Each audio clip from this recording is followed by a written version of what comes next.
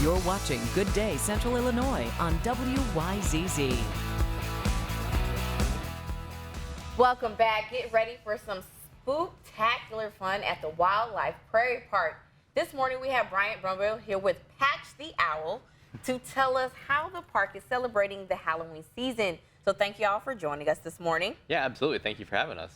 So what can people expect at the Wildlife Scary Park? So if you're familiar with Wildlife Prairie Park, you probably know we do it big for Halloween every year. That's kind of like our one of our big contributions to the community. And so Wildlife Scary Park is usually a pretty big event at the park. We typically have our festivities on the weekends of October, and so we're actually starting our first weekend for Scary Park this evening. You know, we've got food trucks, games, trick-or-treating opportunities. Like we've got the train all decorated for Halloween and stuff. And so it's going to be a really fun time. I definitely recommend coming to check it out. Nice. Patches, look at me. Okay. Now, how can people volunteer or sponsor the event? Yeah, so there's a couple different ways that you can volunteer for the event.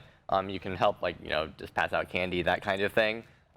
You can dress up, so if you want to be like a scarer on the train or do some other kind of, you know, like contributing like a costume to the event. And then there's also helping drive the transportation basically from parking to the event. And so we, of course, need people to do some of the more unglamorous jobs, right? But there's plenty of ways to get involved and to help out. And we're expecting a lot of people. So if you're interested in helping for Wildlife Scary Park, definitely recommend checking out the website and maybe you know, sending us a message there. All right then. So speaking of creepy critters, can you tell us about the upcoming Coffee and Critters events? Yeah. So we have two kind of parallel classes called Critters and Coffee and Critters and Cookies that are basically winter programming series.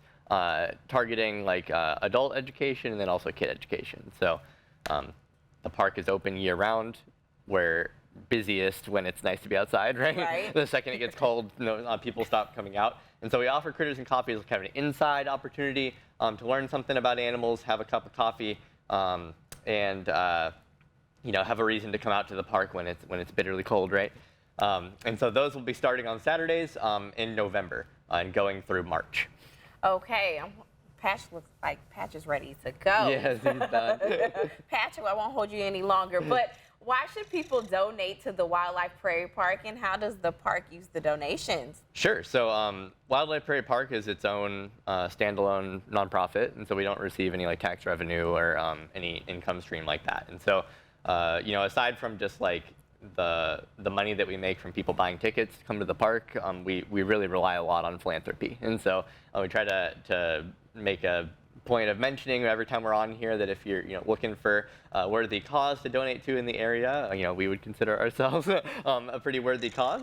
We do a lot of good work educating kids and taking care of animals. So. All right, Bryant and Patch, thank you for joining us this morning. And we'll make sure to share all of these details on our website, ciproud.com.